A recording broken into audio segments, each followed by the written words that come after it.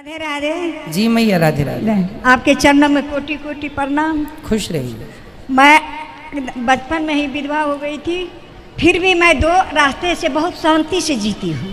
एक सत्संग, दूसरा दीनहीनों की सेवा, यही जीवन में मेरे है और कुछ नहीं है। तो कितनी उम्र में आपके पतिदेव चले गए? पतिदेव मेरा मुंह भी नहीं देखे, शादी हुई बहुत छोटे में। अच्छा। हाँ, पति का मुंह भी नहीं देखे। आपने अपने पति का मुंह भी नहीं देखा? नहीं देखे। 5 साल की थी तो कैसे देखे। उसके बाद डेथ कर गए, हम मायके ही रह गई। अच्छा। पढ़ लिख करके अपना भाई सब पढ़ा दिए, हम पढ़ करके। तो आपकी कितनी उम्र में शादी हो गई थी? 5 साल में। और विधवा कितने साल में हो गई? 8 साल में। ससुराल नहीं गए और देखे भी नहीं। उसी दिन से हम संकल्प कर लिए कि मेरे जीवन में नहीं कुछ है। जब मुंह नहीं देखे तो हम इसी रास्ते से उतर गए, सत्संग से। धन्य हो मैया, आप जैसी स्त्रियों को ही पतिव्रता कहते हैं इस धरती पे। और आप जैसी माताओं के दर्शन करने से ही पापियों के पाप नष्ट हो जाते हैं। इतनी बड़ी ताकत है, ये सती स्त्रियां हैं। देखो, सारी जिंदगी अपने पति की विधवा रह के गुजार दिया, लेकिन जीवन में किसी प्रकार का कोई दोष नहीं है। ये नारियां पूरी दुनिया घूम के देख लेना, केवल भारत में मिलेंगी, दुनिया में कहीं नहीं मिलेंगी। यही है भारत का गौरव, यही है भारत, जहाँ संयम है, जहाँ धैर्य है, जहाँ कोई विषय वासना नहीं है। ये किसी साधु, किसी संत, किसी सन्यासी से कम नहीं है, ये तपस्या है। हम सत्संग से जो जुड़ गई ना, इसीलिए कहीं किस पर ध्यान नहीं गया गुरुजी। जी मैया। और जो भी आए मेरे जीवन में दुखी, दिन दुखी। अब टीचर थी, रिटायर हो गई हूँ। अच्छा। 11 ईस्वी में। तो पैसा था, हमको पैसा जो भाई जी को दे देते, जब मैं अपने खर्च के लिए रखती, उसी से मैं दान और दीनहीनों की सेवा की हूँ जीवन में। और बहुत बड़ी शांति मुझे मिलती है। भागवत कथा से मेरे जीवन में बहुत कुछ मिला था, और इतना मिला था हमको सुख भागवत कथा से, जिसके चलते लॉकडाउन जो लगा, आपका अचानक खोले, आपका दर्शन हो गया। मैं उसी दिन से इतना लग्न में हूँ कि आपसे के द्वारा मुझे बहुत बड़ी जो अधूरी थी मेरी शिक्षा सत्संग से, वो पूरी हो गई।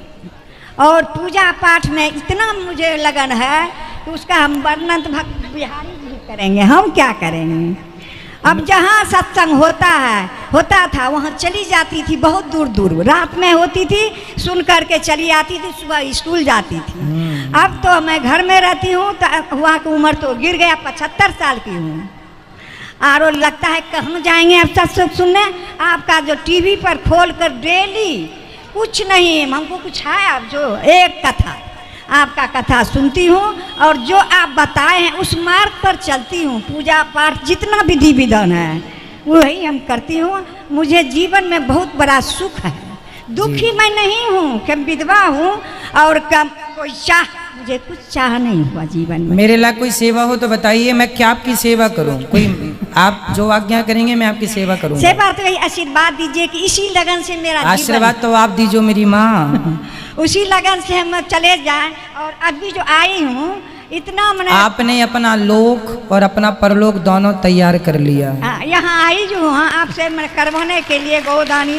जीवित में ही कर लेंगे, मरने के बाद कौन भतीजा करेगा। ससुराल नहीं गए तो नैहर में रह करके, बच्चे भाभी मर गई तो बच्चे 3 थे, उसको पालन पोषण करके शादी ब्याह कर दिए, 2 बहू है, और वही हमारा देख रेख करती है। मरने के बाद ये जो हम किए अभी 3 जग, ये हम अपना पैसा से किए, और भाई किसी को नहीं मांगे, भौजाई तो है ये नहीं है, हमें तीनों बच्चों पूर्ण रूप से अपने आप को भगवान को सौंप दीजिएगा। बस सौंप दिए हैं बस। आपके कथा से तो इतना मैं प्रभावित हुई हूँ, उसका वर्णन हम नहीं कर सकते। और जब तक जीवन में रहूंगी तब तक आपकी कथा छोड़ूंगी नहीं।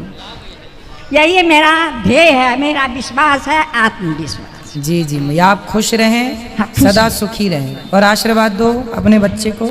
आशीर्वाद देते हैं कि दीर्घायु रहे। इतना नाम आप दिए, साक्षात भगवान आप है।